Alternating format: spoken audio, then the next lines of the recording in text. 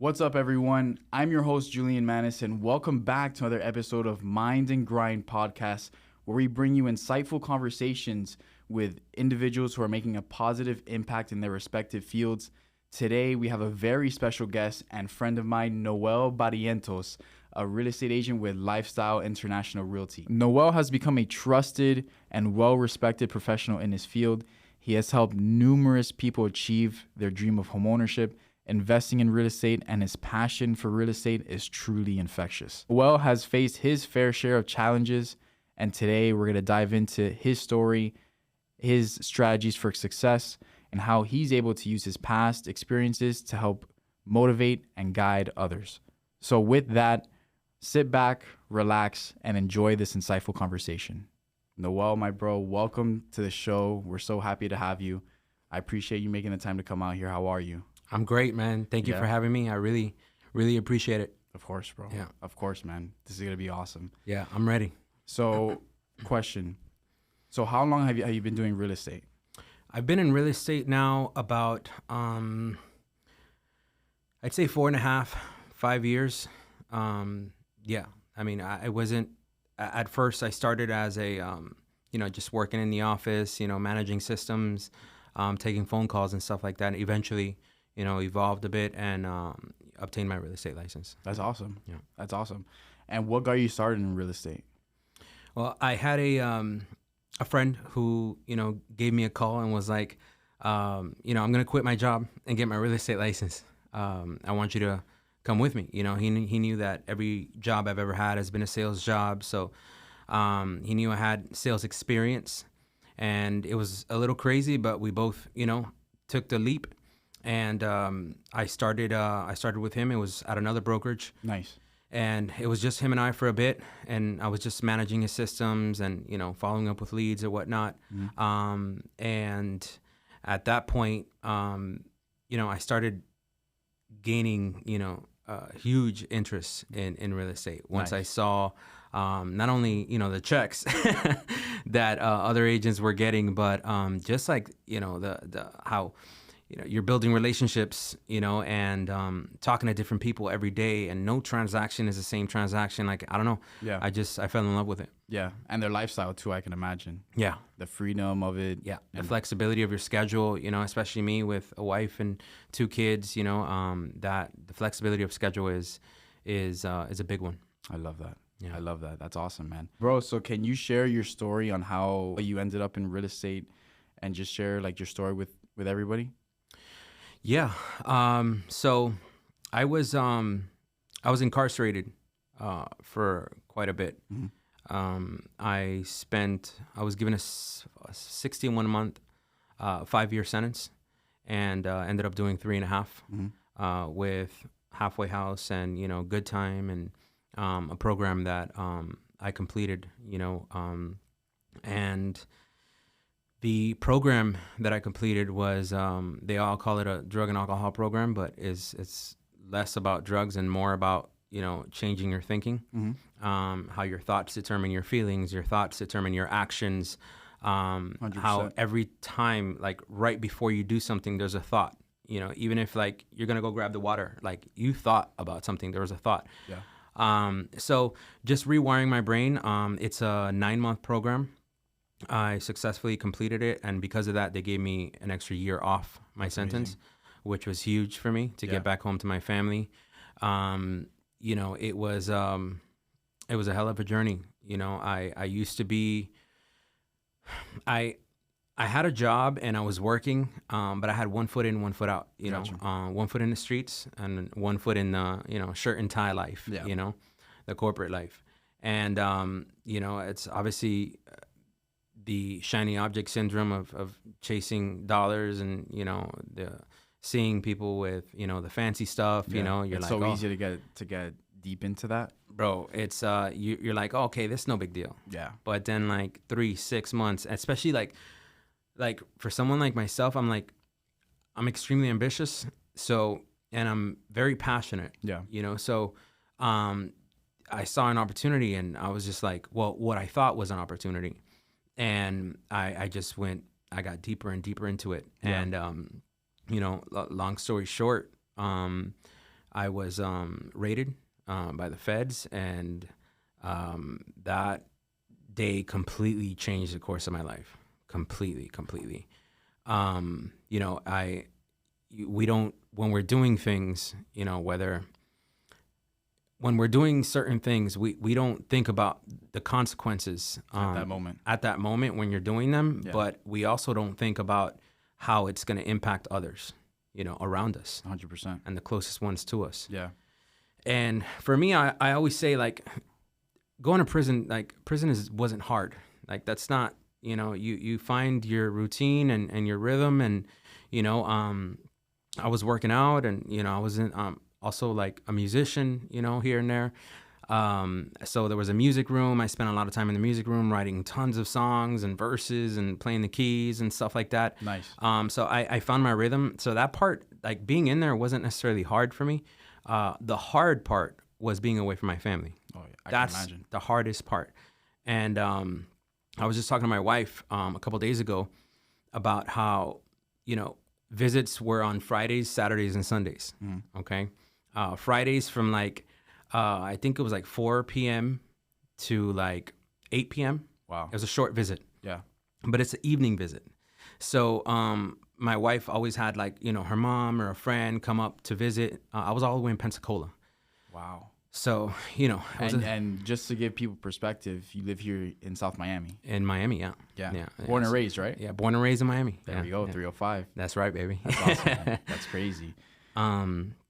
And, you know, so Friday night was like supposed to be like date night, Yeah. you know, for the inmates, and, you know, their girlfriends or wives would come by or whatever, and my wife would come on Friday nights, and then Saturday she'll bring the girls, Sunday she'll bring the girls. But what we were talking about, just to go back to how, you know, it impacts those around us, is that Sunday, the way that visitation was set up was like, okay, you say goodbye and on Sunday, and that's like, it's bittersweet because it's another visit, but you know you're not going to see him again until another month or two. Yeah. And Sundays would come by and we would say bye. I would leave that room, and then I'd be outside, and then you can see the parking lot, you know? So I was talking to my wife a few days ago, and every single time that visit was over, and I saw my wife and kids get in that car and drive away, it felt like my heart was being ripped out of my chest, like watching, you know, my shit. I told myself I wouldn't. No, bro. No, bro. It's all good. It's you all know, good here. So that was and then I have to like endure that like every single time. Yeah. Like it never got easier. Yeah. You know, the only time like where it started kind of getting easier and the visits were a little, you know, more positive was when I had like a month or two left. Yeah. I was like, yo, we're going to be out of here soon, you know? Yeah. But I'm sure those moments, reflecting on it now, really motivated you to become better and make that switch, like how we were talking about earlier. Mm-hmm. Because when we talked about this a while ago, how you learned how to time manage, you learned a whole bunch of things in there. So yeah, I'd love to dive into that more, because I'm sure you grew immensely from it. You probably came out a completely different person. Oh, night and day, man. Night and day. And again, I got to give credit to that program. It's a cognitive behavioral therapy program. It's real like doctors and counselors, like, you know, that you're talking to on a daily basis. I went through 2 years of therapy, you know, twice a week. Yeah. Even when I was out for 6 months, it was required, like, by probation for me to continue therapy. Yeah, I believe heavily in therapy, man. My family has been in therapy. My sister was in therapy as well, so I believe heavily in that. Yeah. Yeah. It works. Yeah. And they gave me tools, and as we always say, you know, it works if you work it. Mm-hmm. You know, because we have so many resources, from books to, you know, just. You follow a bunch of motivational stuff on Instagram, you can get inspired and learn something. Yep. But it works if you work it. If you don't work it, it's pointless. Exactly. It's pointless. Exactly. As far as my my routine while I was in there, I mean, you know, I was in that program for quite a bit. Even after I was done, I was kind of like they call it like a senior guide. Okay. There's like 8 of them. And there's like 120, 130 people in the program. Got you.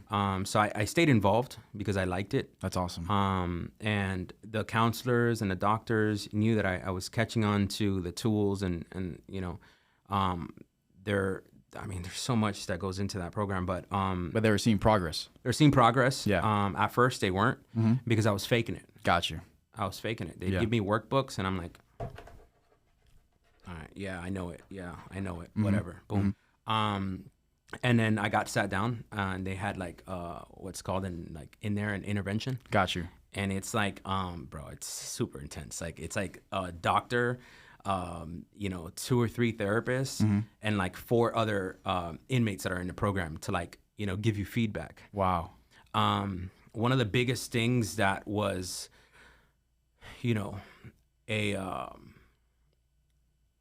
a huge, moment in my life where I realized who I was. They have something called, when they see that you're not really catching on, or you have an attitude, or you're slick out the mouth, or you're not holding yourself accountable for things that you did or you're doing, they have something called like a truth booth. Okay, so a truth booth is, the doctors or therapists or an inmate in the program can challenge you to a truth booth. Hey, Mr. Barrientos, I'm going to challenge you to a truth booth. And that's like the biggest like thing in that program. Like, oh no. That's like the hot seat. Yes. Got you. Literally. Got so you. It is one chair here, Uh-huh. one chair here. Okay. And I'm sitting in one chair, and then there's somebody that I select to, somebody else in the program that I select to write notes. Got you. Okay. So Saturday at 10 a.m. is going to be the truth booth.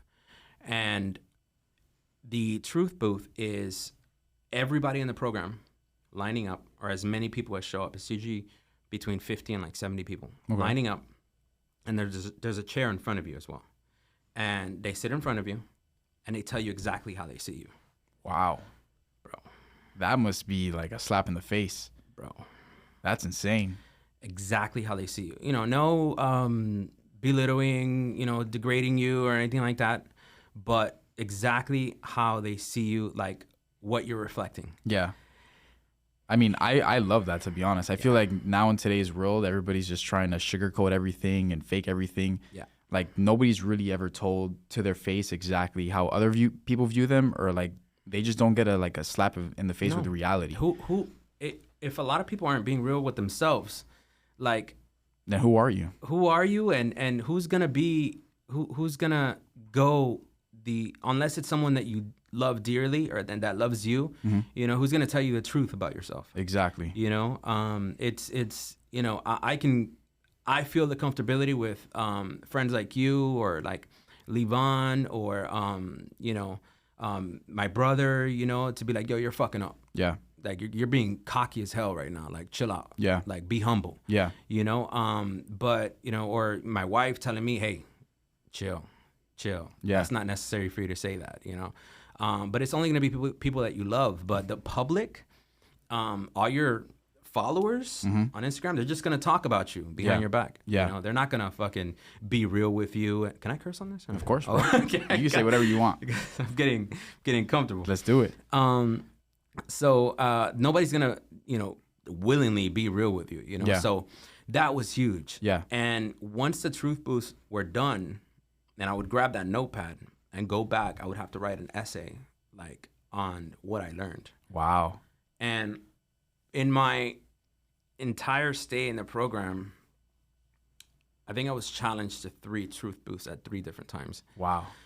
So do you still get to keep those essays? I have the notes. That's amazing. I have the notes, and every blue moon, I still look back on them. That's on the awesome. Notes, and I'm like, yo, this part is maybe coming up again a little bit in my life.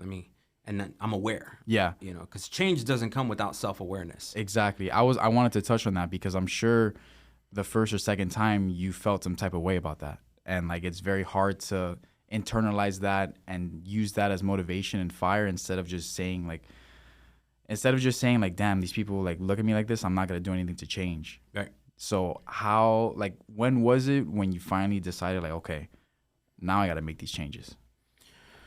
When I saw that I hurt someone's feelings that I don't even know. Got you. You know, because that's powerful. The person that I used to be was just extremely cocky and arrogant and boastful and just, looking down on people and not caring. I was a hothead, always ready to fight, whatever, And then I think one of the dudes in there was like, I had I forgot what it was. He said something that he's like, I wanted your help because I'm not. This is crazy. He said, I wanted your help because I don't read or write too well, and I wanted your help with the workbooks in the program. Wow. And, you shoved me off and you told me nobody did it for me, so why should I do it for you? And I was just like, bro. Taken back. Bro, I was like, bro, I'm a piece of shit, bro. Yeah. I just, and that's when I started, I was like, okay. Now it's time. Yeah, I gotta do better. That's I gotta awesome. do better. You know, I can't treat people like that. And this person was like looked up to me type of thing. Yeah. And that point moving forward, I made it a point to help as many people as possible. That's amazing. Yeah. To help as many people as possible, and there are people who to this day, and they'll tell you that Noel helped me get through that program. I made sure I put a lot of people in my back, and I helped them with their workbooks. I helped them with the material. The same way that I had people help me with certain things that I needed.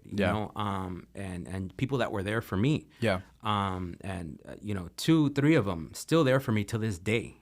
That's amazing. And we talk like brothers. You know, and so it's just you got to realize how you're impacting others. It's not just about us, man. For sure. And I'm sure once you got out, you started surrounding yourself with different people, right? Yeah, I knew that it was over. Yeah. I'm not, and it's tough, man, if you don't have a good head on your shoulders, because they don't call it the university for no reason. You can go in there with a bachelor's in dope dealing and come out with a master's in something else. Yeah. I hear you. It's but you gotta, I had probably 4 or 5 people that I hung out with on a daily basis. Shout out to Shake. He's like my big brother, man. We were on the bus getting transferred from Georgia to Pensacola. Gotcha. And because my last name is Barrientos and his last name, well, I'm not going to say his last name, but it started with B also. We were shackled together. Wow. And that's how we met. And this guy was quiet. He was quiet. I'm like, bro, you're going to be so quiet. We're stuck next to each other.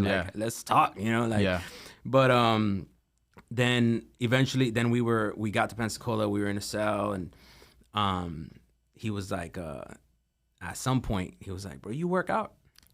And I was huge, bro. Yeah? I was like 235 pounds, when I first got in. It was crazy. I was like... Straight muscle, though. No, bro, I was fat. Yeah? I was a fat boy, man. I'll show you pictures, bro. I got to see that. I was bad, bro. I used to be such a slob, bro.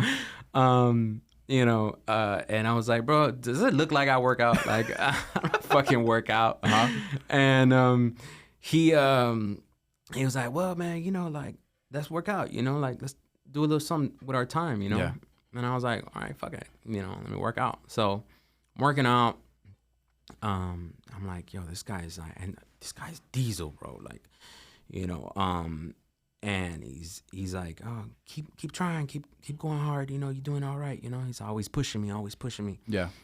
He always used to tell me, whenever you feel like quitting, push a little harder, and you'll see that you got more gas in the tank. Hell yeah. And I'm like, bro, that stayed with me for the rest of my life. Hell yeah, bro. For the rest of my life. In the gym, when I'm making calls, everywhere. Whenever you feel like, just find it in you to push a little harder. Yep. One more rep. Yep. And you'll see that you got it in you. It ties into what you said earlier when it comes down to everything that you do is a decision. Even if I grab this water bottle right now, that's a decision. Yeah. And you make decisions within 1 second, seconds. Seconds, bro. So that ties in perfectly with that.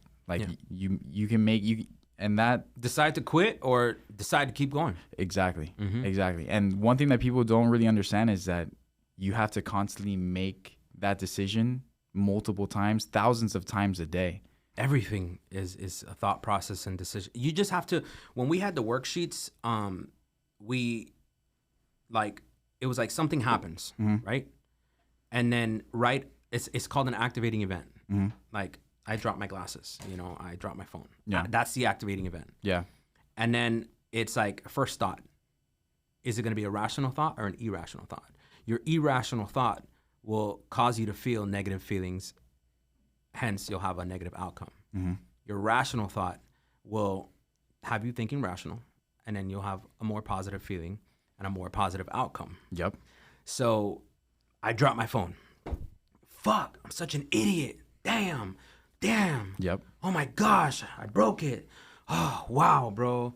I'm so retarded. I'm so stupid.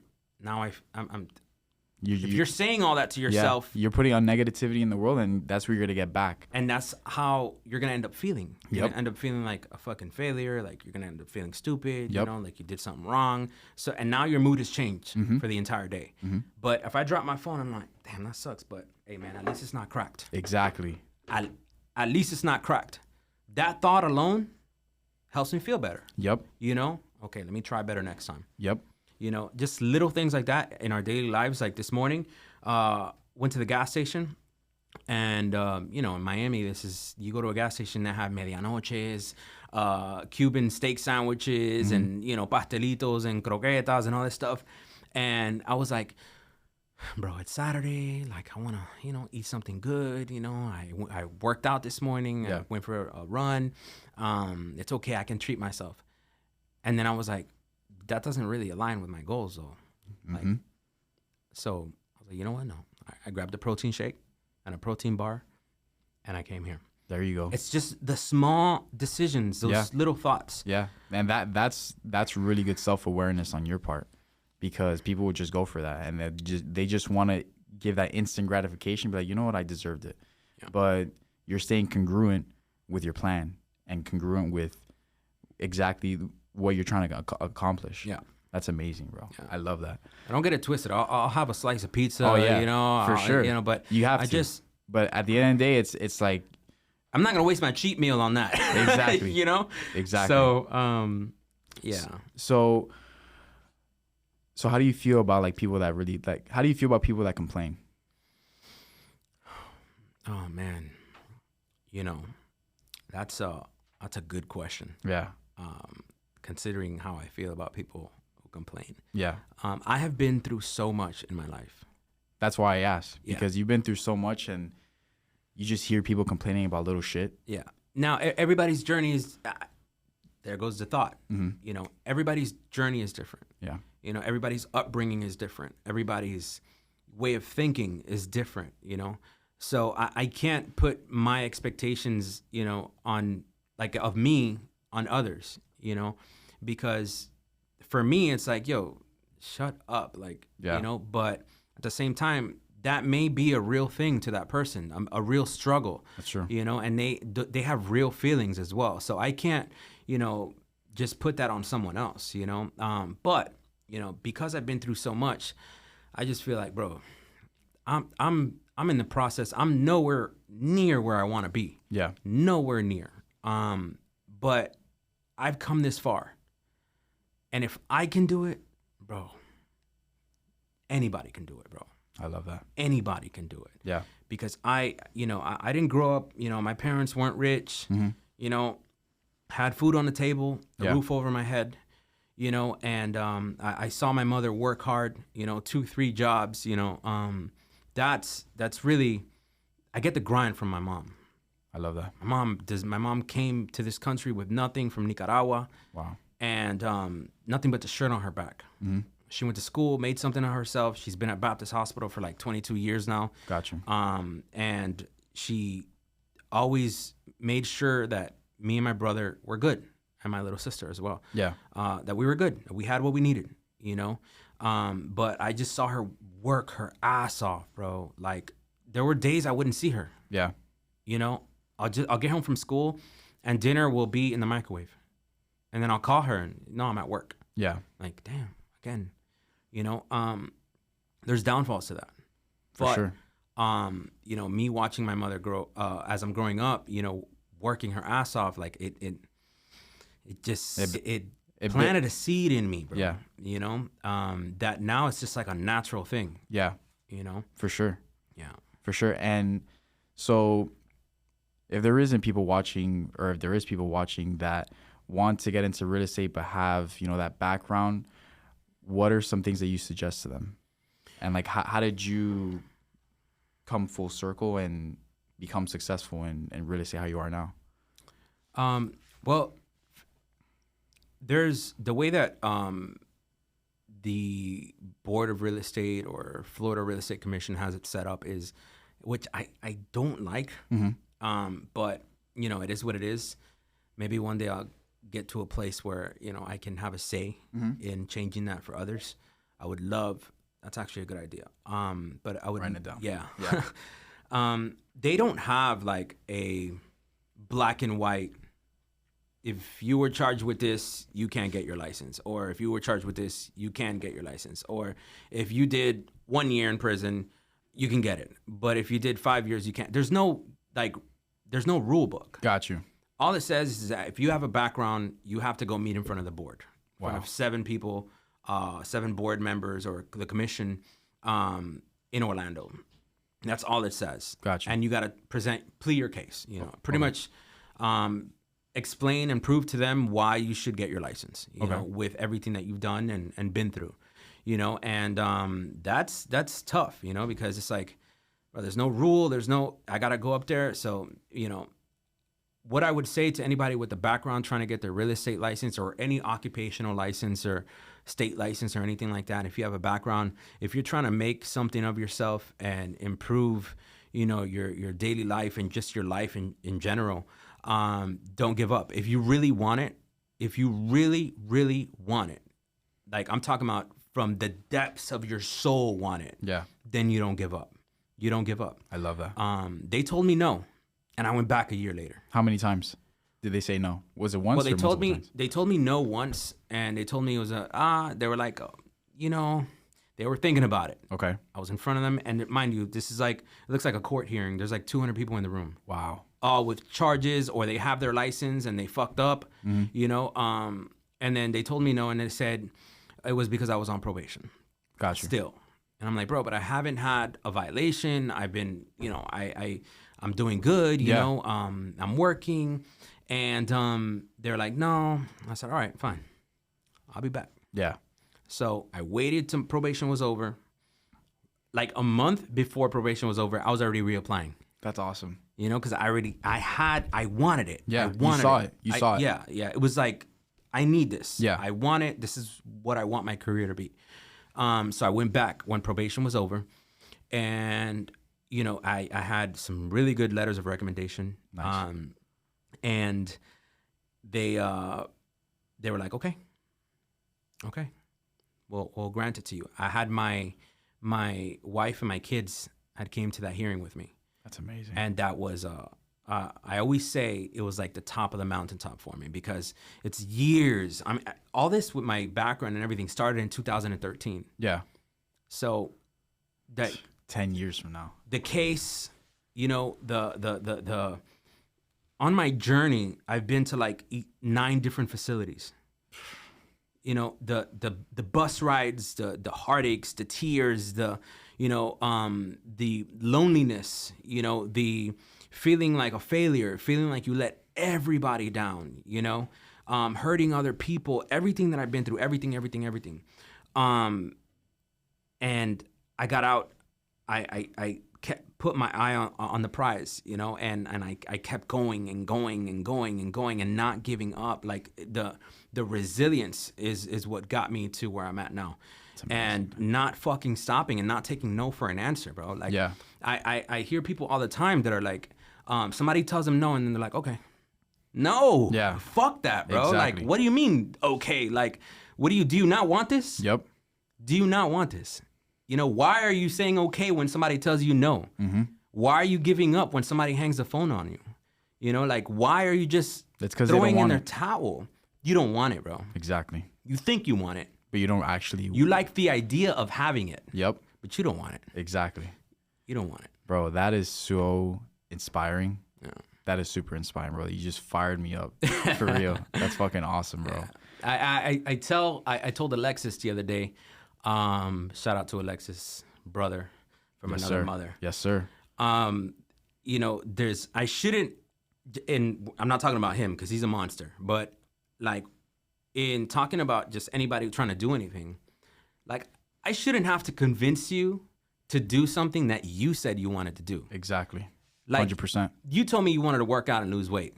So why do I have to call you every day to tell you to go to the gym? You told me that you wanted to make, you know, 100 grand this year. So why the fuck aren't you on the phone all day, every day, meeting people, building relationships, doing what you got to do to make that 100K or 200K or 300K, whatever it is, whatever your idea of success is. Like, we shouldn't have to convince you to do something that you said you wanted to do. Exactly. If we got to convince you and be there babysitting and stuff like that, then you don't want it, bro. Exactly. You don't want it, bro. Because if I'm doing it and I've done it with fucking $0 in my bank account, still grinding, like nothing, then, bro, anybody can do it, bro. There's no excuse. There's no excuse, bro. There is literally no excuse, bro. There's no excuse. Yeah. Started as a recruiter with Lifestyle because I wasn't licensed yet. Got you. So the broker just, you know, he was like, here's an Excel sheet with like 8,000 names, recruit. I'm like, nobody's going to train me or nobody's going to, you know. Yeah. What? They just told you, here, go do this. He's like, call him. Yeah. I'm like, bro, like, I don't know, I've never done this before. I've never recruited, you know. So I started calling and I realized I was like, yo, like a lot of people aren't picking up the phone or people are hanging up on me. And I was like, wait a minute.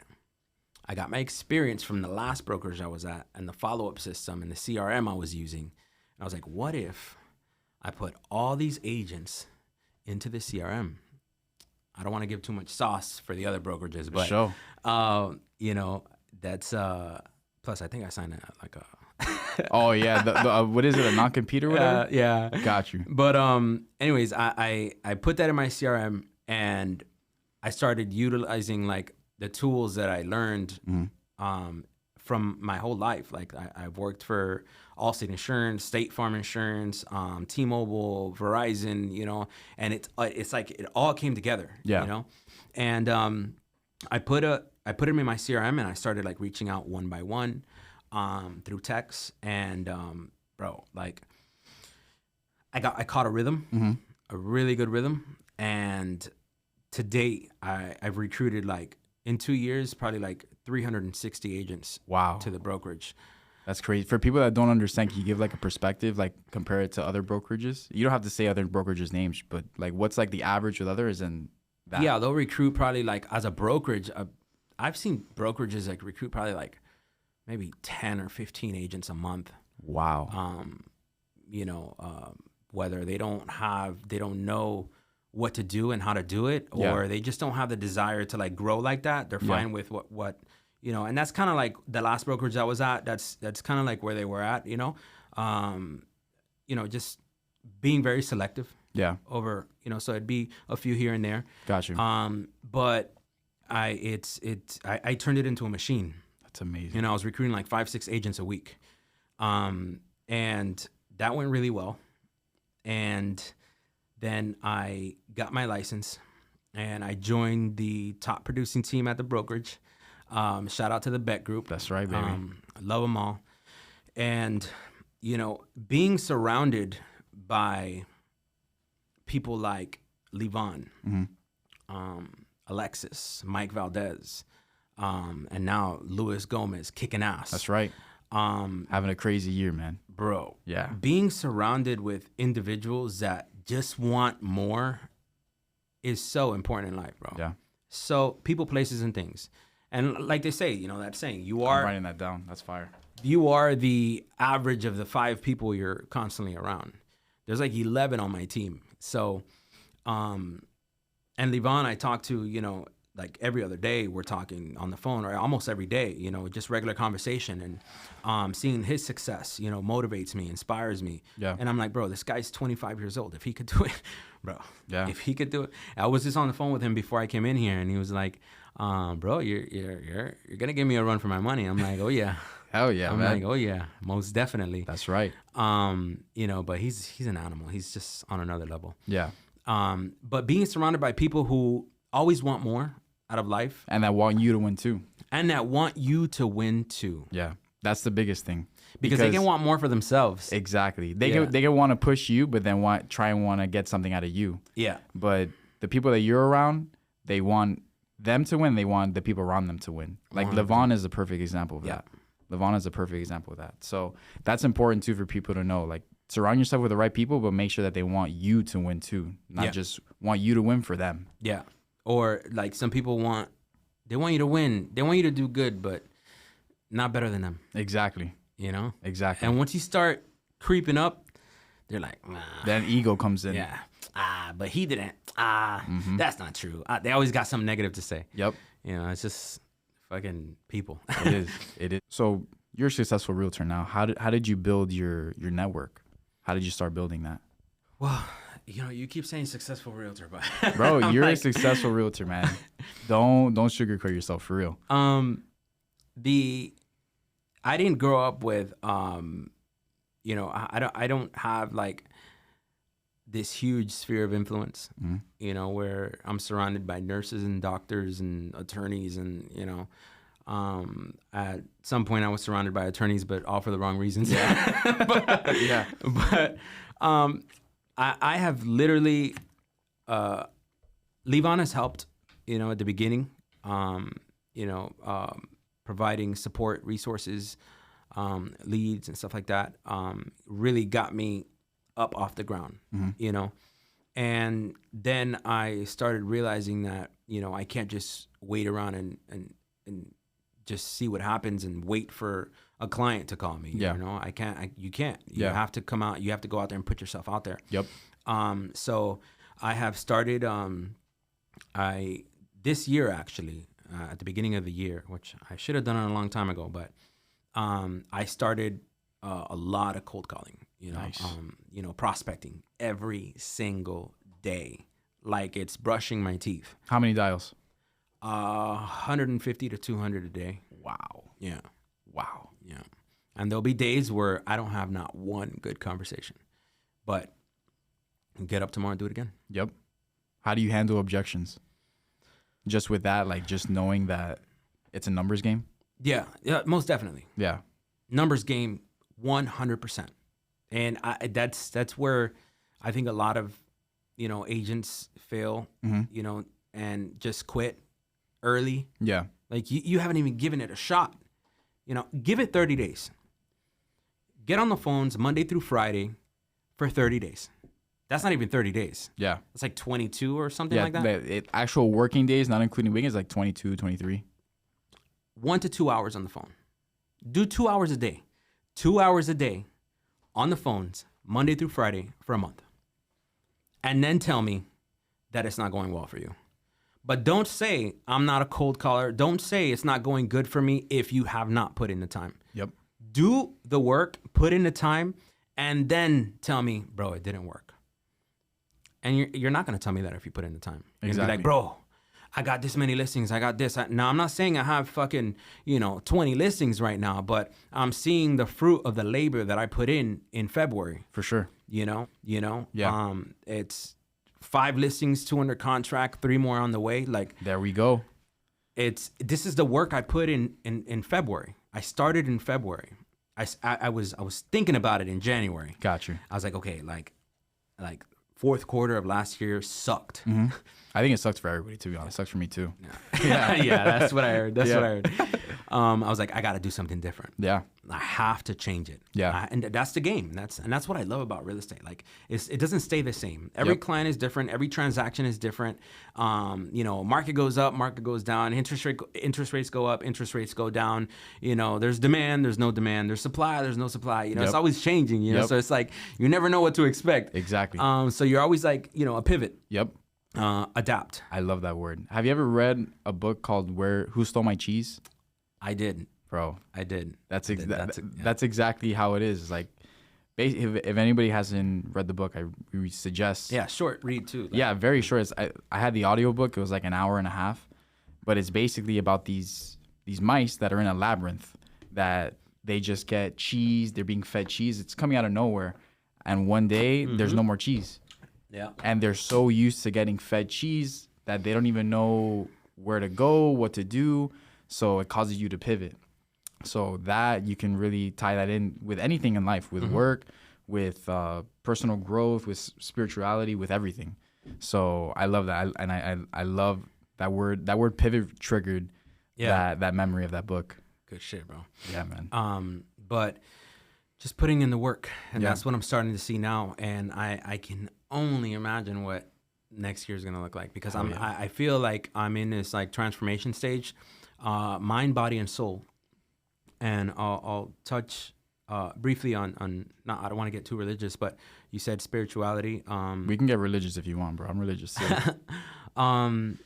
And I like I was telling you earlier, the gym has really helped me. I started August of last year. I started back up. I did really well when I was away, like phenomenally well. Oh, the guy that I ended up meeting, and we started working out. Man, there's so many things to talk about, but the guy that I ended up meeting, and we started working out, cool, it's going well. I'm like, I could tell this guy knows what he's doing. Yeah. Mind you, he's chiseled as well. So then people started coming up to me. It's like, you know who you're working out with? I'm like, no, bro, like, it's my boy. Like, I met him on the bus. Yeah. And he's like, bro, that's this guy. I don't want to say his name, but got you. And I'm like, well, who's that? He's like, bro, he used to play for the NFL. Yo. I'm like, wait, what? I don't follow sports like that. Yeah. So I'm like, wait, who is this guy, bro? People talking and whispering behind the mat. And then so the next day we have a workout session. I'm like, bro, you play for the NFL? He's know like, that? He's like, I did a little something, I did a little something. I'm like, bro, what are you... Who? What? How? What? Yeah. Why are you here? Yeah. He's like, I did a little something. He played for the Dolphins, the Vikings. Wow. He balled out in college too. He's like, I was like, why are you here? And he's like, well, at the time, I was like, what's better than money? And I'm like, health. Like, I was thinking of something like philosophical. Yeah, exactly. He's like, nah, more money. And I was like, oh shit. He's like, so I got myself into some trouble, did some stuff, whatever, but I'll be out soon. Yeah.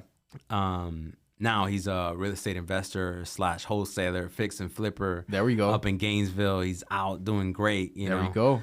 Shout out to him. And we talk like 2-3 times a week to this day. That's awesome, man. And he's another, mentally, he's where I would want most people who I surround myself with to be. He's at that place. That's awesome, man. And he's been a mentor, a friend, like a big brother. You know, and he's really helped me a lot. That's amazing. Wait, we were touching on that religious part. Oh, okay. So, I grew up like, I didn't grow up like in the church, but when I was like 12 or 13, my dad took me to a Christian church. Okay. And I got really involved, and I loved it. And I felt so close to God, at that time in my life. And things happened. I ended up like, playing keys for the worship team. And that's awesome. There every Sunday I was part of the youth group. Yeah. And, it was an incredible time, like, and a big moment in my life. And those years planted something in me, and I have never, even through going through everything that I went through, I never doubted God. So powerful, man. Never. That's so powerful. All right, bro. Like, God, you're with me. Yeah. Like I always tell my wife all the time, like, I felt like God was holding my hand through my entire journey when I was going through like everything that I was going through. Like, I never like felt like maybe loneliness because like I wasn't with my family, but I never felt like alone. Yeah. Like because, I talked to God a lot and I was like, God, like help me, like make me stronger, like please protect my family. I'm always talking to God, talking to God. Then life happens, you stray away and I had stopped. The church closed down that I was, the church I was going to years ago. Like, wow, it closed down. And that was like crazy. Like, that was like when I was like 17 or 18. Yeah. And all the kids, like, we're all like, all right, like, now what? Like, now what? Yeah. This is our spot. That's a big community. You guys become a family. Yeah. Yeah. Yeah. This is our spot. Like, what do we, like, these are our people. Yeah. And I was really close to the pastor as well. And he was like an incredible human being. He still is. Yeah. I spoke to him a few months ago, but he was a major, played a major role in my upbringing. Taught me certain things like, hey, a man never goes in a woman's purse. Like things like that. Like, just being like, my father was in my life as well, but being like another father figure. You know? Just showing you how to be a righteous man. Right. Yeah. Right.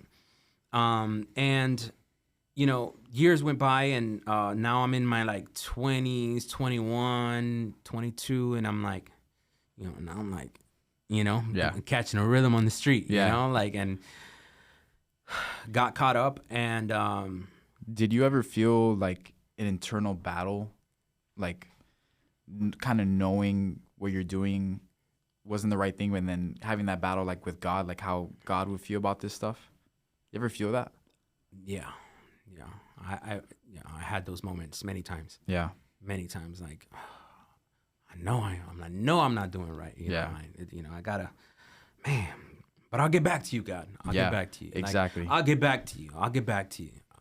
Like if you're putting God on the back burner for so long, year after year after year after year after year, what do you think is gonna happen, bro? I'll get back to you. All right, cool. Yeah. Yeah. Let's see who's gonna have your back. Exactly. That's what I like hear in my head, like in my heart, like, like, all right, cool. Keep putting God on the back burner. Yep. That's the big man. Yep. He's first. And everything. He's first. Yep. He's first. And the Bible says, like, put him first, everything else will fall into place. Yep. And just recently, shout out to Yaya from the Beck Group. She invited me to church about a month or so ago. Okay. And I had already been feeling like this tug in my heart, like for weeks. Like you want to go? Like I want to go. Like okay. I want to go. Yeah. What was holding you back? I was just like, I'm not really a part of a specific church. So I'm like, I don't know which church is right. You know what? Like I don't want to like, sometimes you go to a Christian church, bro, and they're intense, They're like, come to church, come to Bible study, come to youth group, come to this, come to this. And it's like, bro, I just started. Like, let me just, take it slow, But she invited me, and I had already been feeling like this tug at my heart, like to like, you got to go back. Yeah. Got to go back. And, I guess maybe God used her to, invite my wife and I, and we went and we absolutely loved it. It's amazing. And now like we just want to go back. That's back. awesome. And now I'm telling my kids, yo, we're going to church Sunday. Yeah. That wake up, Yeah. And once we could say it was a coincidence or it was a timing. The world could say that. Yeah. But once I feel that heavy. Once I started to put God first, things started happening. Bro, I can relate to that 100%. Even recently, like I started getting more religious maybe in the beginning of the year. Well, maybe like 5-6 months ago. I started going like every Sunday. And one of the I forget the word, but one time I went, and at the end he was like, look, I challenge you guys to start giving 10% back to your church, whether it be this church or if you're visiting for the first time, you go to another church, go give it to their church. And this isn't money for us, but this is money to give back to the church and community. But he was saying, if you start, because the whole like couple weeks were about finances. And he was like, if you start giving 10% of your check back to God, you're going to see the amount of blessings. Like exactly how you said, if you start doing those cold calls for 30 days, come back and let me know how it was. And I did it, and I'm still doing it, giving 10% to the church. And bro, I've been seeing crazy blessings in my life. And it's not just like, I'm not just giving back money so that I can get back blessings. You know, I'm actually there, and God knows your heart. He knows my heart, and he knows that I want to help my community, that I want to get to a point where financially I can help my community, I can help my schools, all the schools that I used to go to, be able to donate to them and stuff. And it's been he's been stacking blessings, man, and it's been crazy. It's been crazy, and honestly perspective changing and life changing too. I mean, I feel like he's touched me, and now I feel like I'm almost like a warrior of his to spread him. Because bro, right now, and we can talk even more about this, like the world is very, very godless right now. Yeah. Extremely. And we're in crazy times right now. So because of that too, I wanted to get more in touch with my spirituality. And dude, it's been a blessing, man. It's been amazing. Yeah. If you're watching this, if you're listening, bro, put God first. That's right. For 30 days. For 30 days, and then watch how your life changes. See what happens. That's right. That's right. Yeah, it's I love that we touched on that. Yeah, it's part of who I am and who, and bro, there's something, and I think I told this to I forgot who it was. I told this to, but when I was like 13, 14 years old, this stayed with me for the rest of my life.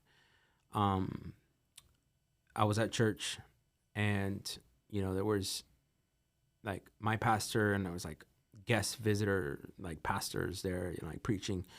And then they were like, if anybody wants to, if you want us to pray for you, come to the front. Yeah. And I was, young kid. I'm like, man, I need some prayer. I'm going through whatever problems I thought were big back then. Yeah. I'm like, I need some prayer. I went up, and, they pray over you, hand on the shoulder, and close your eyes and pray for you.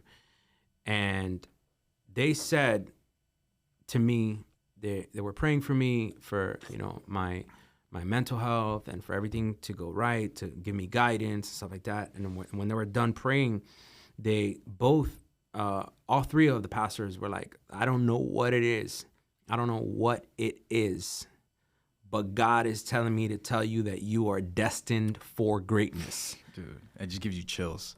You are destined for greatness. I don't know what you're going to do, how it's going to happen, who you're going to touch, but you are destined for greatness. And that has stayed in my head my entire life. Yeah. That day, that moment. And that has helped me not settle for anything. I love that, bro. I don't want to be average. I don't want to be an average realtor. I don't want to be mediocre. Yeah. I don't want to do 1 deal a month. I want to do 10 deals a month. Yep. I don't want to just, go to Disney, even though my wife and kids love Disney. No, I want to go to Timbuktu. I want to go to the Maldives, you know. I'm destined for greatness, and I don't want to just be on this podcast. Yeah. I don't want to just talk to one person. I want, thousands of people to hear my story and feel motivated and inspired, because, bro, if I made it, I know you can make it. 100%. No matter what you're going through. I'm here. I'm breathing. I'm alive. I woke up this morning, and I'm still, and I still have things going for me, several things and opportunities opening up, and if I made it, you can make it, and I just, settling is whack, bro. Yeah. Like, I don't want to settle. Yeah. I told him just before we started this, I was on the phone. I was like, I want it all. Yep. I want it all. I want to give everything to my kids. I want to give everything to my wife. I want it all. And I'm not settling. I'm not pumping the brakes. I'm not, taking my foot off the gas. Yep. I want to be able to, help inspire others. Yeah. I want to inspire others, motivate others, Yeah. to teach them, show them that it's possible. Yep. And some people just, you know, some people just need that extra push. Yeah. You know, and if I'm that person that can give it to them, amazing. I don't want nothing out of it. I don't want, if you can come back and tell me, man, I'm inspired, I'm motivated, bro, what you said, like, really touched me. It helped me, like, look at things differently. If that's all I get, I'm so happy, bro. That fulfills you. Yeah, it does, bro. It does, because I'm helping change a life. Yeah. Like, fuck the money. Yeah, we all want it, but you're helping change a life. That's right. And that person has people around them that they're going to change their lives. They're going to change their lives, bro. Exactly. You know, so I want to be a blessing to others, man. That's you know, amazing, man. As much as I can. And you're doing it. And you can do all of that. And anybody can do all that. It's just mindset. Yeah. Mindset and not wanting to settle, not wanting to be average, not wanting the average for you or people in your life and your family, because I'm sure that's a motivator as well. You want to be able to provide for your wife, kids, family. You know, me, I want to retire my family. I want to provide for my brothers and my sisters and for my friends and for my circle. You know, I want to be a beacon, and I know that you want the same thing too. I do. And, you know, I love this, you know, because I feel like I'm able to, I have a lot of passion in me. Yeah. You know, I'm an extremely passionate person. 100%. Very passionate. And a lot of times, even now, a little bit, but a lot of times, like, I hold back. Yeah. You know, because I don't want to be too intense for people. Yeah. I don't want people to get offended. I don't want people to think that I'm cocky or arrogant or this or that. It's not that I'm cocky or arrogant. It's that I know everything that I've been through, and I know the tears that I shed, you know, and I know the hardships that I face, the adversity. So I know who I want to be. Yeah. You get what I'm saying? Like, and no one can take that away from you. And no one can take whatever vision you have, whatever dream you have, whatever ambitions you have. Like, nobody can take that away from you. Yep. And nobody can take away your experiences. Right. Because that is like, experiences are priceless, and that experiences are what mold you. Yeah. 100%. And so what advice would you give to someone who's looking to flip their life around, not even in work, but their life in general? Well, I think the first step is self-awareness. Yeah. Without being aware of who you are, what you're doing right, what you're doing wrong, change can't come about. You know, you can't. There's no change without awareness. Like, correct. It starts with understanding. Like, I'm lazy as fuck right now. Yep. It starts with, like, I'm not doing. Am I really doing the best that I could? Am I really, you know, waking up at 11 o'clock? Am I really doing the best? And then finishing my day at 2? Yeah. Am I really doing the best that I could? If you're asking those questions, the answer is always no. I sold my PS4. I was like, I don't deserve it. Mm-hmm. Why the fuck am I sitting around playing video games when I'm not where I want to be yet? Exactly. You know? Yeah. Why? I'm not, okay, it's a hobby. Okay, great. Now listen, if you put 10 hours of work in, if you put 11 hours of work in, you know, and you're rolling and you got, you know, you got multiple things lined up and you want to spend, you know, 30 minutes to an hour or whatever, you know, on the video games and wind down hobby. On your hobby, cool. Yeah. Bro, if you're putting 2-3 hour work days in and then you're telling me that you're spending 3-4 hours on Call of Duty at night. Yeah. Bro, get the fuck out of here, bro. Exactly. You don't want it. Exactly. You don't want it. And don't tell me that you want it, because you don't. Exactly. Your actions don't show it. Yep. You know, so. Yeah. If you want different results, you have to do different things. 100%. 100%. Yes, sir. What was the question? So that's the first step, is self-awareness on how to. Yeah. The first step you would, or the first thing you would tell somebody to try and change their life around. What's the second thing? Tell yourself that I'm going to make this a habit. I'm going to create a new habit. Whether that's, you know, walking 30 minutes, if it's for fitness, yeah, you know, walking 30 minutes a day. This is going to be my new habit. Yeah. And I say that because when you first start, it's not a habit. It's something new that you're starting. Yep. So it's going to feel uncomfortable. Yeah. You're not going to want to do it some days. Mm-hmm. But when it becomes a habit, then you're doing it every single day. And they say it takes like like 30 days to create it, like for things to become a habit to you. Yeah.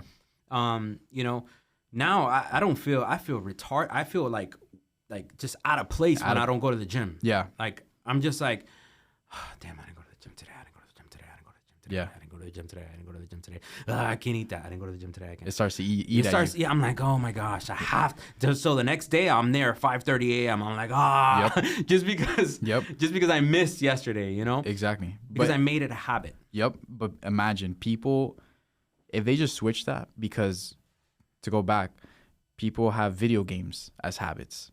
So if you write down I'm big on writing everything down. So if you write down your habits, then you really see what the fuck you're doing with your time. Yeah. Like you really see how useful you're being. You see how productive you are.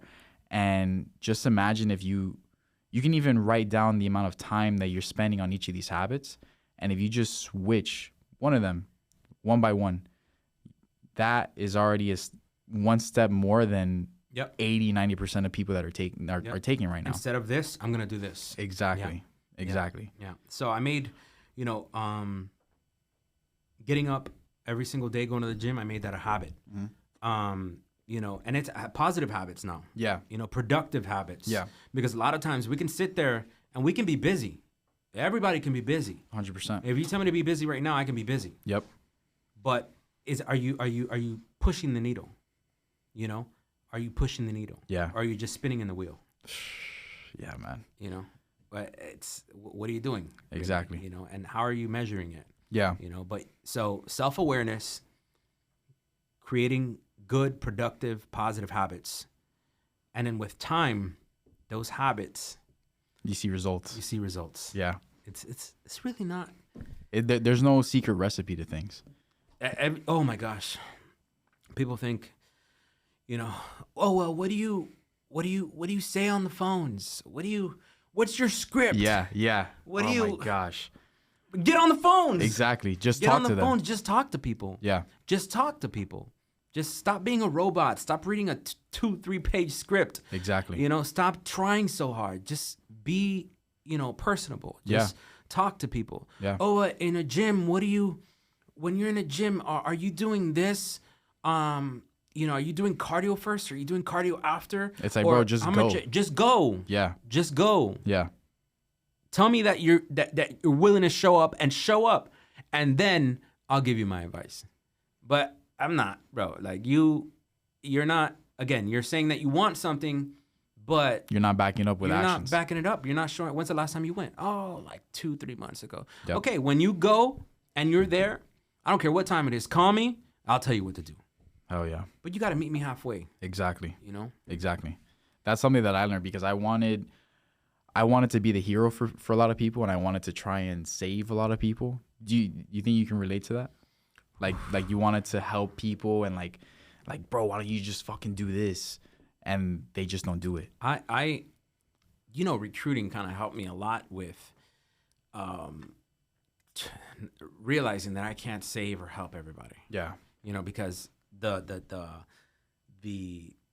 not the downside, but the other side of recruiting so many agents, is you were all of their first point of contact.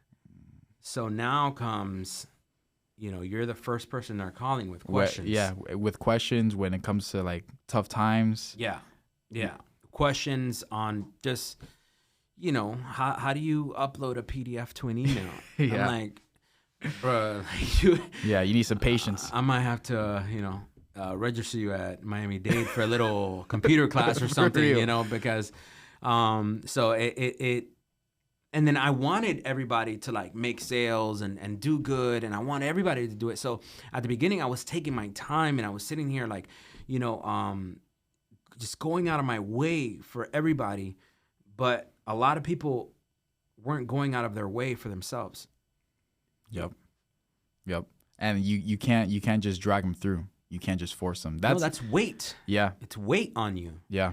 And it's like now I'm like I want to be a good husband. I want to be a good father. I want to be a good real estate agent. I want to be a good son.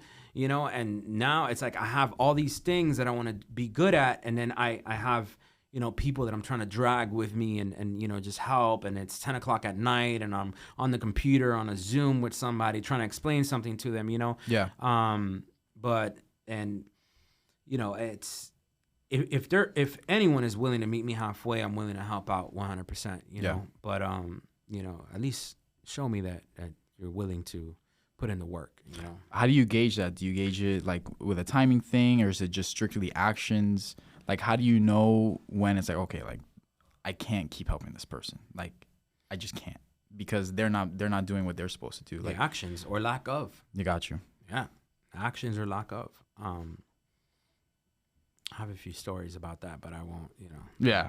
They're going to know I'm talking about them. So yeah. I'm not going to, Yeah, I feel you. But let me see here. And this is actually an interesting question. I want to get your take on this. How do you maintain a work-life balance? For me, it's fucking hard. And you don't have kids. I know, exactly. You have kids and shit. How do you do it? I think that, and not only kids, but, my wife. Yeah. Like, it's one of my wife's love languages is quality time, so it's important to her that I, watch that show with her. Mm-hmm. It's important to her that, so I have to make time for that. I have to be, it has to be in my mind, because that's how she feels loved. And I want to love her the way that she feels loved, because I can be doing this, I could be doing that, I could be working, and I'm thinking in my head, I'm providing, I'm doing everything I got to do for my family, and I'm doing it because I love you. Bro. But at the end of the day, her cup's half full because, I'm not loving her the way that she receives love. Yeah. Bro, I relate to that 110%. That's exactly what happened to me in my last relationship. Like, I just got so caught up with work, caught up with the grind, caught up with wanting to provide for everybody and for my significant other. But I thought that by me going to work, by me putting in those hours, that I was providing. And then I would get even mad when they would get mad at me for not being home or saying, oh, you don't spend time. I was like, bro, like, I'm trying to make it for us. Like, right. how are you getting mad at me? But I didn't realize that exactly that. I wasn't loving her the way that she wanted to be loved. And my family too, because I stopped not talking to family, but bro, I was just like in a mode, like a grind mode. Yeah. And I was even upset when people were upset at me for being in that mode, because it's like, dude, I'm trying to provide for you. I'm trying to take our family to that next level, but you're mad that I'm not here. Yeah. But that's what I realized. It's like, it's not all just work. It's not all just grind. It's like, you have to be. What's the point of making all this money if at the end of it, your relationships are fucked up? Exactly. And you have nobody to spend that money with. Exactly. You have nobody to go on a vacation with. Yeah. And you can't really, and everybody's pissed at you because you never made time for them throughout the process. So, it's easy to fall into that trap. Yeah. It's easy, especially with people like us, like we're, highly ambitious. Ambitious, exactly. And we just, and there were times where, I'm on the computer like from 9 a.m. to like 8. Yeah. 9 p.m. I'm Yeah. just calls, computer, emails, doing this. There's always something to do. Yeah. There's always something to do. Yeah. So when I hear the agents that say, oh, but what do I do now? Bro, I don't even, there's a million things. There's a million things to fucking do, bro. I'm not even like a realtor like that, and I know a couple of things that you can do like right off the bat. Bro, but social media or, working on your marketing or creating flyers to pass out to each house in your neighborhood or, making phone calls to friends and family, reminding them that you're an agent. There's a ton of shit to do. So I used to be there from, there were times where I would be there and my wife would be like, honey, like, come on out of there. What about me? Let's come on out of there. Can we talk? Can we, hang out? Yeah. I'm like, oh, all right. So now I try, and I'm not perfect. Yeah. I'm not the perfect husband. I'm not, I really try to be more aware of that, from something as simple as, if I'm on the couch, watching TV and I know she's in the kitchen cooking dinner, damn, you know what? Let me go sit over there, have a glass of wine with her while she cooks dinner, and we could talk. Yeah. You know, like that spending time with her. You know, even though it's a show I think sucks. You know, and I don't really have no interest in it. Yeah. Hey, you know what? Let me sit next to her and watch a show with her. Yeah. You know, and you know, give her my take on the show, whatever. But just being aware of that will make you, you know, it'll improve your relationship. For sure. 100%. For sure. I love that. And shout out to my wife, man. She's a fucking writer, bro. Yeah. She's a writer. Yeah. A writer like no other. And you guys work together, right? 100%. We've been together now 17 years. That's crazy. We're actually celebrating our anniversary next month. That's amazing, man. Congrats. And she, you know, the same way I've been through it, she has been through it the same or worse with everything that happened to me. Wow. The same or worse. And she was out here with 2 girls, you know, our daughters, God bless them. But out here alone, you know, she had her mom and you know, her dad were there for her, thankfully. And my mom helped out here and there, you know, while I was away too. But she came to see me in Pensacola every month, if not every other month. Yeah. From Miami with a 9-to-5 job that she was working. She would get her whole check, you know, with gas, food, hotel, everything, and spend it to come see me. Wow. You know, and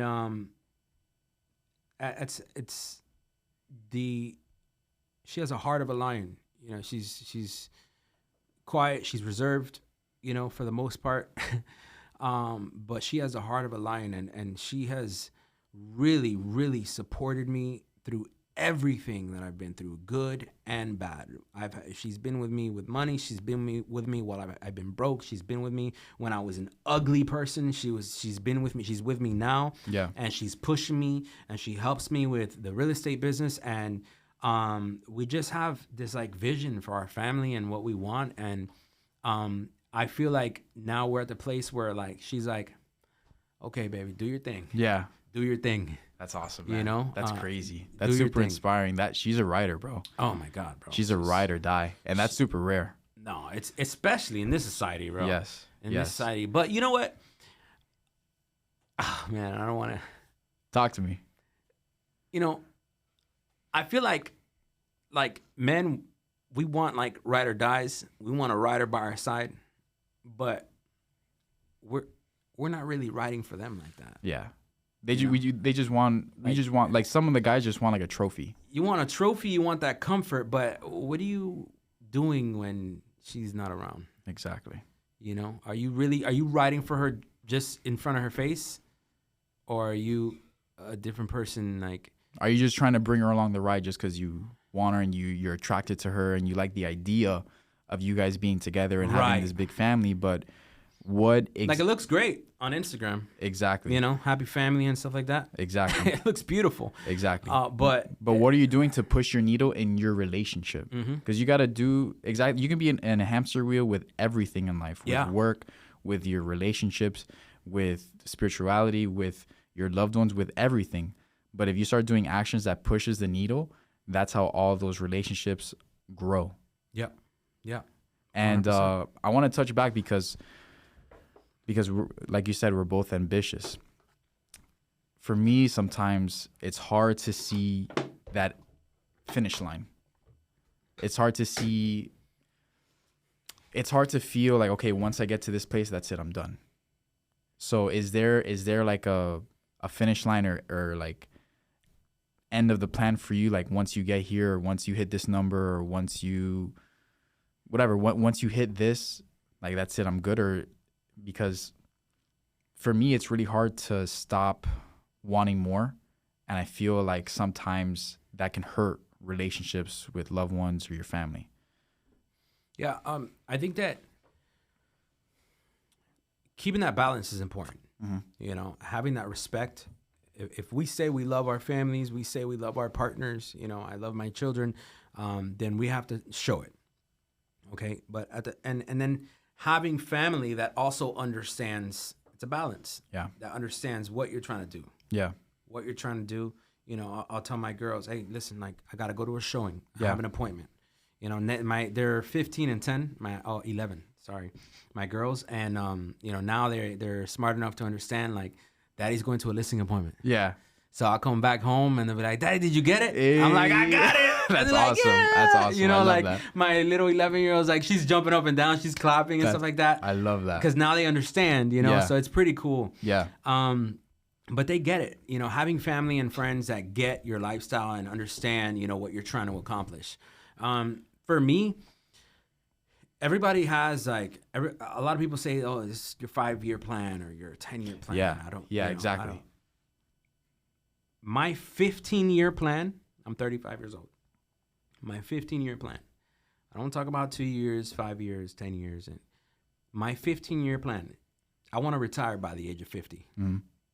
So I always tell myself, I'm going to work my ass off for the next 15 years. Like so hard. Yeah. Like I never have before. So that I can retire by the age of 50. Yeah. Not 65, not no 62, none of that. I want to, get to the point where I can invest in real estate, have multiple properties, rental properties, Yeah. where I don't have to rely on, Social Security or, retire, 401ks and stuff Yeah. like that. Like I rather make moves now that, later down the line, I'll be chilling. Exactly. I'll be good. Exactly. In my, condo in Siesta Key in That's right. Sarasota with my wife, enjoying the beach. That's right. That's my 15-year plan. What's your plan? To work my fucking ass off for 15 years so I can be done by the age of 50. I love that.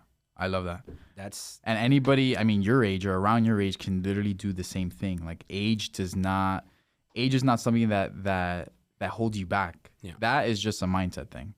Because, bro, again, anybody in any age can do anything that they want to do. They just have to put in those actions and have that plan like you did, like you have. And age is just a number, man. It's just a number. You can go back to school if that's what you want to do. You can start a new journey. You can there's no right time to start something new. Like start whenever the fuck you want to start. Exactly. Like there's no law, there's no rule that says that, you have to be this age, unless it's something that's like physically, but there's no age limit, man. Whatever you want to do, whatever you want to start, whatever business idea you have, you can start it. You can start it. Whether you're 13 years old or you're 50 years old, fucking start it. Yep. And if it doesn't work out, it doesn't work out. Boom, next. Exactly. Like whatever. Exactly. Yeah. I want to hit you with this question. So, what challenges did you face when trying to prove yourself as credible and trustworthy? Generally speaking, I'll touch on both briefly, but generally speaking, early in real estate, not being able to answer questions the way that, with the fucking right answers, you know, I would get asked questions like, oh, what if the appraisal comes in low? And I'm like, well, we gotta cross that bridge when we get there, bro. Or what if the roof is, has holes in it? If the buyer likes it, he'll still buy it. Yeah. Just really weird answers, just short answers, just trying to figure it out, fake it till you make it type of thing. Mm-hmm. So I would say like it's important to gain as much knowledge as possible. Like I watch a lot of YouTube videos. And again, thank God for Livon, because Livon has showed me so much. He's put me under his wing and just really showed me a lot and explained a lot, and he's taught me a lot. So I think it's important for any new licensed agent to have as much knowledge as they can have. Like, from whether lifestyle hosts, like little drop here, but lifestyle hosts like 30 to 40 trainings a month, live trainings on contracts, inspections, bank approvals, how to speak to buyers, how to speak to sellers, investments, commercial real estate, luxury real estate, everything, closing with the title company, the mortgage process. We host a ton of trainings every single month. So getting all the training, and utilizing all your resources is important early in your career. Whatever you decide to do, whether it be insurance, real estate, car sales, whatever. Yeah. My little sister's she's about to graduate nursing school, and Nice. she, even out of school, she's like watching things and reading things, so just making the time, if there's something that you really want, make the time to learn everything about it. And I still don't know everything about real estate. I still have a ton of questions, but I'm also still making sure that I try to improve on my craft, from watching videos and stuff. So having the knowledge is extremely important. So that was a challenge that I faced when I was early, at a showing or whatever. And, I get asked questions and I don't know the answer to them. Then that looks, unprofessional. It feels pretty shitty when you don't have the answer to a question. And when you have knowledge, just goes into something else now. When you're asked a question and you give a bullshit answer, you're going to say that bullshit answer like, yeah, I mean, the buyer will, we'll work it out, but when you have the right answer, you say it with such confidence.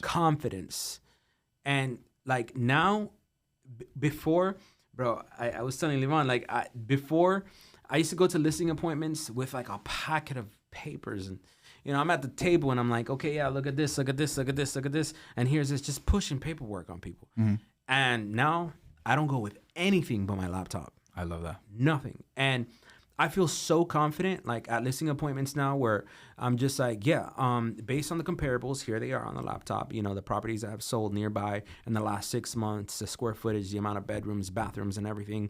I think with having the kitchen remodeled and the floors redone and the bathrooms done, I think that we can list a price at this price. What do you think? And like, yeah, you know what? Yeah, that sounds pretty good. I love that. Pretty good. I love that. Okay, great. So what we're going to do is we're going to schedule the photo shoot. We're going to do this. We're going to do that. Here's the process. We're going to put it on the market. We're going to receive offers after the open house. We're going to go through inspection period, appraisal period, and then we're going to close in 30, 45 days. And when you talk like with confidence and you have the knowledge because you already know the process, you've already been through it before. Now you have experience. Now you have sales that you can be like, look, I did this, that, and this, and I can do it with you. Yep. And I can get you the most money that I possibly can, and then they're like, this guy knows what the fuck he's talking about, So, and that's how they trust you. And that's how they trust you. Yeah. That's how they trust you. But, man, I've been on, my wife and I, many times we go on listing appointments together because people really like the wife and husband thing. Like, really? Yeah, bro, they like, it's like, especially if you're sitting down with a husband and wife. Okay. It's like, okay, it's relatable. Yeah. They like, yeah, exactly. Yeah.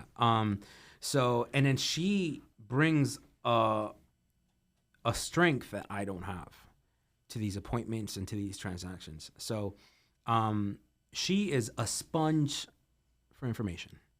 She reads things one time and she remembers it. Mm-hmm. She watches something one time and she remembers it. Like she is the type of person that wants to know every little detail about the topic. Me, I like talking to people. I like to see if you feel comfortable. I'm reading your body language, seeing if you're making eye contact, listening to your tone of voice. I'm more like the personality guy, and I'm trying to make sure that we get to a point where we get along and you trust me. Gotcha. And then she comes with all the information. And bro, unstoppable. Bro, it's working really well. That's awesome. Working really well. That's awesome.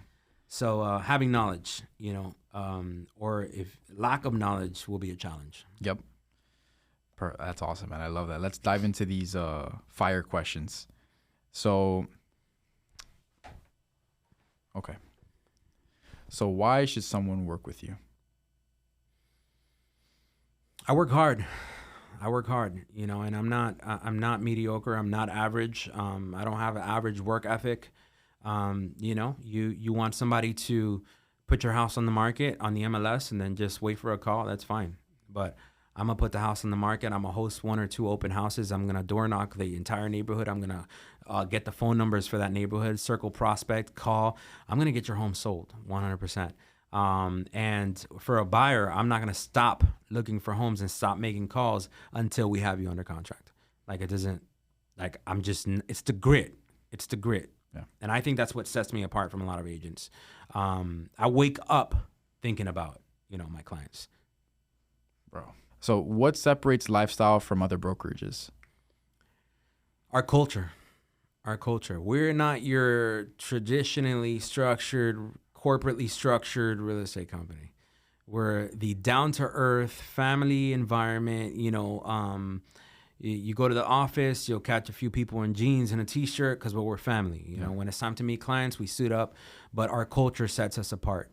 Our broker, George Ganciobeo, shout out to him, is one of the most humble brokers that I have ever met out of South Florida. And I've met a lot of brokers and even worked with 2 others. But this guy has dedicated his entire life to this brokerage.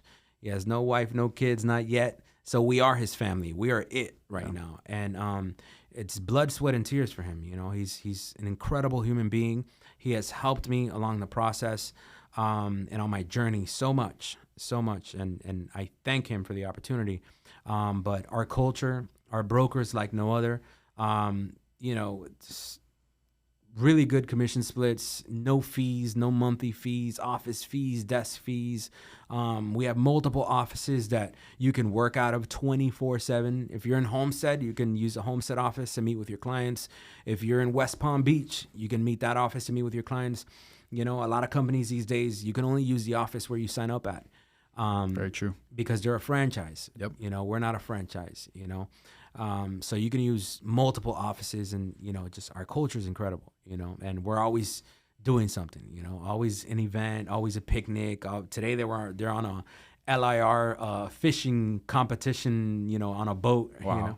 So it's the culture and so much support too, man. I mean, we have over like 30, 40 leaders, managers, mentors. I mean, there's a ton of support, and if I needed help or if I had a question, right now, I have probably about like 50 people that I can call. Amazing. Like that, And that will actually answer. they're gonna answer. Hey, what's up, Noel? What do you need? Yeah. Okay, cool. I'll have it to you in an hour. It's the culture. I love that. Hell yeah. And all that you just said is 100% true.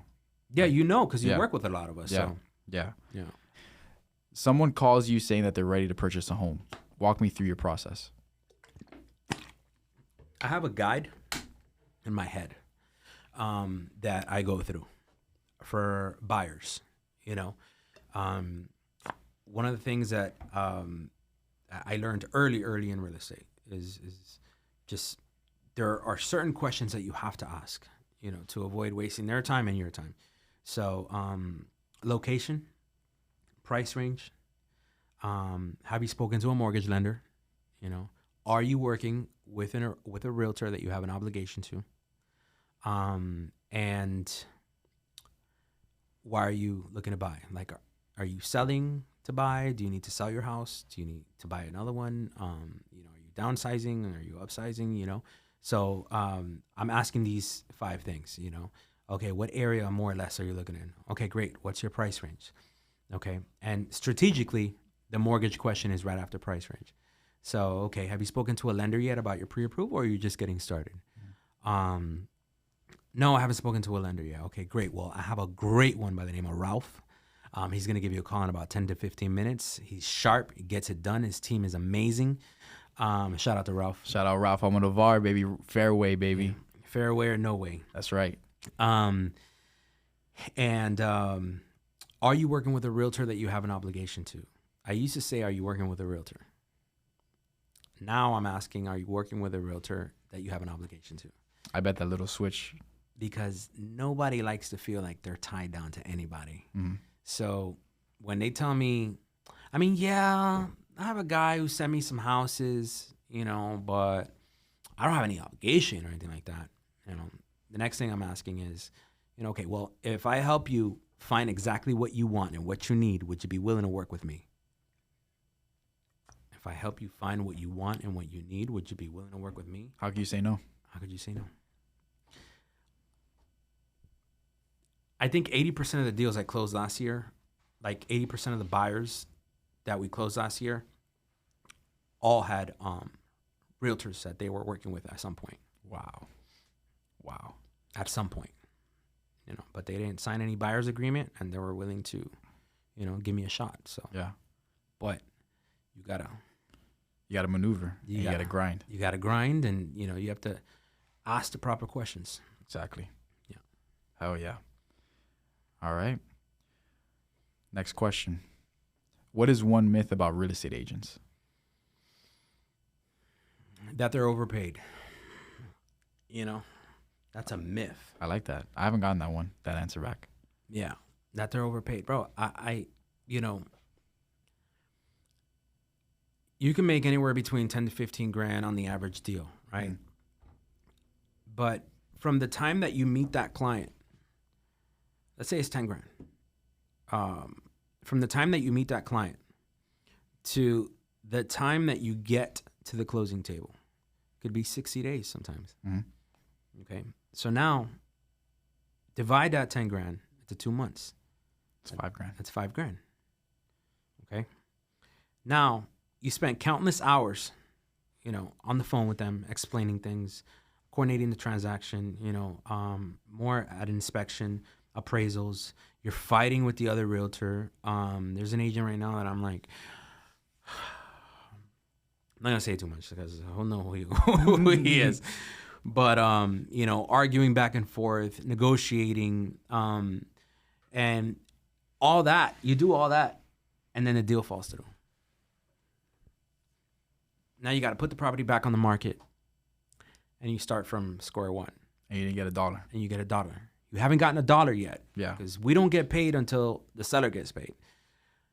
And now we're probably on the second and a half, third month, and then you finally close. And you make your 10 grand in 2.5 months. So now you're at like below 5,000 per month. Exactly. Wow. That puts it in perspective. Exactly. I've never had anybody explain it like that, nor have I ever heard anybody explain it like that. Shout out to Dennis. He told me that one day. Dennis Bernal from Kendall office. It's we're not, bro. Like, it's, mind you, we're spending the time, the gas, we're changing things in our schedule throughout this whole time, to get to that point. And that's why it's important as a realtor to, don't get too excited, when you get a deal on a contract or like, leave on to, okay, cool. Have your 5 minutes. Have your 5 minutes. Boo, we did it. Woohoo. Next. Yep. Next. You can't get too excited, and you have to feel that excitement. Don't get me wrong. You have to feel it so that you can remember that feeling, later on, and still want that feeling, on the next one. But you can't just bank on that one. That's why it's important to have multiple things working at one time, because if you're just banking on one and you're holding on so tight to that one deal and then it falls through, bro, you want to throw yourself off a bridge, bro. Yeah. You're like, fuck, but if, not to say that you don't feel the shitty part of it, but if you have 5, 6, 7, 8 deals that you're working at once, and this one is like, about to fall apart, but you're working on this, you're like, bro, at least I got all this. Yeah. At least I have these clients that I'm still working, Exactly. I fucking forgot what the question was. No, that was perfect. It was the myth about the real estate agent. Oh, yeah, that we're overpaid, bro. It's not. That's fucking, that's crazy. That literally, I'm not even lying, that just put it in a crazy perspective, because it's hard to think about that, especially with you guys, because you guys have multiple things going on at one. You guys you guys don't just have one deal going on in a month. Like, you guys constantly have so many things going on. So it's hard for me, at least for me, it's hard to put that in perspective. And bro, it's like, it's exactly how it is. Mm-hmm. And next, I got 2 more questions. So what areas in Florida do you specialize in? Southwest, for sure. Kendall, Homestead, Cutler Bay. I love Cutler Bay because My mom lived in Cutler Bay for quite a while. My brother lived in Cutler Bay for quite a while. I live in Cutler Bay right now. Okay. Yeah. Okay. And then I have a few other reasons for, wanting to do more in Cutler Bay, but I'll keep those to myself. For sure. Those are your goals, your plans. Yeah. But Cutler Bay, I really like Cutler Bay. It's an affordable price point. The average home is, affordable still for that first time buyer, that family, looking for a home. And it's hot, man. It's hot. You put a property on the market in Cutler Bay, you're getting calls left and right. Yep. It'll be under contract within a week or two. And Kendall, I'm familiar with Kendall because that's where I live now. And Homestead, we've done quite a few deals in Homestead as well. So I really like that. I really like Homestead, Cutler Bay, Kendall. Like I like to stay in those three areas. Yeah, I love that. Last question. Okay. So what's one of the most common questions you get as a real estate agent?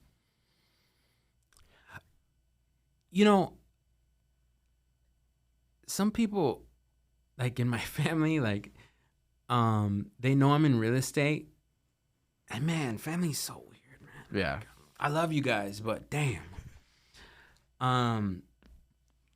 It's not, they don't ask questions. They'll come with like negative comments about the real estate market. My mom's husband, God bless him. Every single time I see this guy has like something negative to say about the real estate market. Houses ain't gonna sell. He grew up in the hood and he's a firefighter now, but houses ain't selling. Houses ain't selling. Your house ain't selling. And it's funny how life works. He's like, he told me, nobody's gonna, ain't nobody gonna want to sell their house. There's too much going on in the world right now. The economy, ain't nobody gonna want to sell their house. Ain't nobody gonna want to sell their house. Boom, I got a listing on the next block from his, in his neighborhood. That's crazy.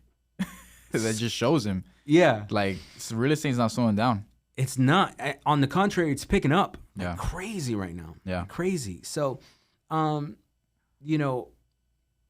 so I'll go to my grandmother's house and like my uncle will make comments about, prices are way too high. Nobody's going to be buying, right? So it's not like questions, but like. You constantly get those negative statements about real estate. Right. And it's always from my family. Like, what is like, just shut up. Yeah. Leave me alone. You know? I'm not, coming to you talking about the fire department is going to close down tomorrow, like exactly. It's I don't know. And then he would say no because he's in the fire department and he's not in real estate. Right. So, right. My mom, I love her to death. But my mom has this thing where, and it's just rewiring. You got to rewire your brain, to be able to think a certain way. But, I'll tell her, Mom, I got a listing, I got this. I'm always telling her what's going on in my life. We're pretty close. But she's like, okay, mijo, ojalá que todo te vaya bien. Like, I hope everything goes well for you. Yeah. I hope. It will go well. Exactly. It will. And I told her in Spanish, I said, my God is not a God of doubt. My God is not a God of fear. All things are possible. Yep. So it will work out. Faith without works is dead. 100%. Okay? I have the ultimate faith, and I'm putting in the work. So it's alive. Yeah. It's alive. So I told her, Mom, you got to get that word, that line out of your vocabulary. I finally told her. I actually told her like 2-3 days ago. I was like, Mom, you got to get that line out of your vocabulary. I hope. As long as you leave room for doubt, bro, come on, man. Yeah. I mean, you gotta manifest this shit. Yeah. If you want it, it's yours. Yep. If you want it, it's yours. You can't have doubt. You can't walk into something with fear, with doubt. If you want something, it's yours. Claim it, have confidence, envision it, feel it, and watch what happens. Hell yeah. 100%. I love that, bro. Yeah. Bro, I think that's pretty much it, bro. Yo, this was fucking amazing, bro. Yeah, bro. Feels really good. No, for real. I